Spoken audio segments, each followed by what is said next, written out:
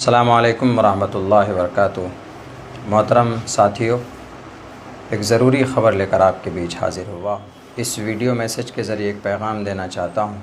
आप सबको मालूम है कि अभी 15-20 दिन से सियासी माहौल गर्म था और हम किसी मेहनत और कोशिश कर रहे थे उसकी टिकट के लिए। ये बात आप सब बखूबी जानते हैं, मगर ये है कि आखिर वक्त में हाथ लगी हमें।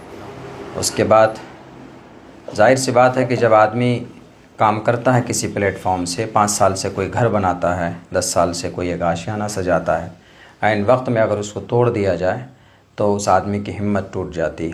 वही हमारे साथ हुआ। उसके बाद हमारे चाहने वालों ने हमें हिम्मत दी कि नहीं मौलाना, आपको आज़ाद उम्मीदवार के तौर पर इलेक्शन लड़ना चाहिए। तो आखिर में ये फ़ैसला बिल्कुल मज़बूत हुआ कि नहीं, इलेक्शन नॉमिनेशन फ़ाइल करना चाहिए। तो हमने आखिर वक्त में, चूँकि हमारी पहले की जो तैयारी थी वो टिकट के हिसाब से हमने तैयारी की थी, और अभी जो हमने टिकट ना मिला तो उसके बाद हमने अपने इंडिपेंडेंट इलेक्शन लड़ने की जो तैयारी की, और फिर हम कल नॉमिनेशन के लिए पहुँचे। 25 से 30 मिनट का वक्त हमें मिला था नॉमिनेशन हॉल में पहुँचने के लिए। हम पहुँचे, नॉमिनेशन हमने फ़ाइल किया। कुछ लोग इस तरह की बातें उड़ा रहे हैं कि मौलाना ने ज़रूरी डॉक्यूमेंट्स नहीं दिया जिसकी वजह से आज उनका नॉमिनेशन रद्द हो गया। ऐसा कुछ नहीं, मेरे पास सारे डॉक्यूमेंट्स मौजूद हैं। उसके फ़ोटो और उसके ज़ेरॉक्स हमने करा लिए थे। तकरीबन सारे डॉक्यूमेंट्स हमने जमा किए जो भी ज़रूरत पड़ते हैं नॉमिनेशन फ़ाइल करने के लिए। अगर कोई डॉक्यूमेंट्स नहीं होता है तो फिर वहाँ पर जो एडीएम या आरओ होता है वो नोटिस करता है कि आप अगले दिन ये डॉक्यूमेंट जमा कर दें। अगर हमारे डॉक्यूमेंट्स में कमी होती तो हमें नोटिस किया जाता, लेकिन इस तरह की कोई बात नहीं हुई। हासिल कलाम ये है, ये कहना चाहता हूँ कि मेरा नॉमिनेशन आज रद्द हो चुका है, कैंसिल हो गया।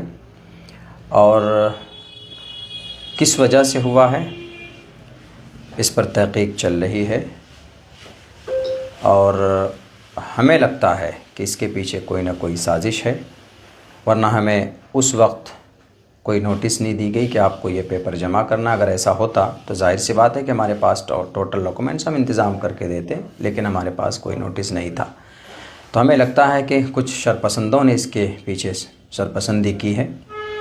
अल्लाह उसको ख़ुद ही सज़ा देगा।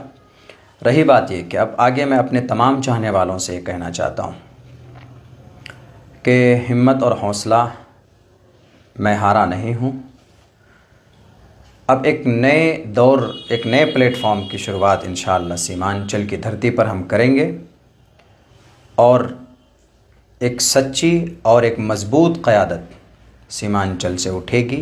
एक मोर्चा तैयार होगा जो ज़ुबानी क़यादत नहीं, जैसा कि आज कुछ लोग ज़ुबान में क़यादत की बातें खूबसूरत से करते हैं लेकिन ज़मीन पर वो ज़ीरो है। लेकिन इंशाअल्लाह सीमांचल का बेटा, यहाँ पर बहुत सारे ऐसे लोग हैं जो इस काम को करना चाहते हैं, उनको प्लेटफॉर्म नहीं मिल रहा। हम लोग मिलजुल कर इंशाअल्लाह एक नए दौर और एक नए प्लेटफॉर्म को शुरू करेंगे, और सीमांचल को आने वाले दिनों के अंदर एक नए प्लेटफॉर्म के ज़रिए से सीमांचल को इंसाफ मिलेगा, एक नई तहरीक मिलेगी। इंशाअल्लाह ये मेरा अज़्म है, ये मेरा इरादा है। यही ख़बर आप सबको देना था। आप मायूस मत होइए। ये सब प्रोसेस और प्रक्रिया होते हैं सियासत के। बहुत से लोग सवाल भी कर रहे होंगे कि मौलाना अब आप क्या कीजिएगा। तो सियासत, अभी जो हमारी ज़िंदगी के रेगुलर जो हमारे काम हैं वो होते रहेंगे। सियासत से ज़िंदगी नहीं थम जाती है। शाख से झड़ जाएं वो पत्ते नहीं हैं हम, आंधियों से कह दो कि ज़रा वो अपनी औकात में रहें। इसीलिए मैं डरा नहीं हूँ, मैं घबराया नहीं हूँ। इंशाअल्लाह आपका साथ रहा, आपकी दुआएं रही, अल्लाह का फ़ज़ल रहा, तो इंशाअल्लाह सीमांचल को बदलेंगे। कुछ गंदे लोगों की गंदी जहनीत से, कुछ झूठे और कुछ मक्कार लोगों की उनके फ़रेब से सीमांचल के आवाम को और यहाँ के माहौल को निकालेंगे। बहुत बहुत शुक्रिया। अस्सलामु अलैकुम रहमतुल्लाहि व बरकातुहू।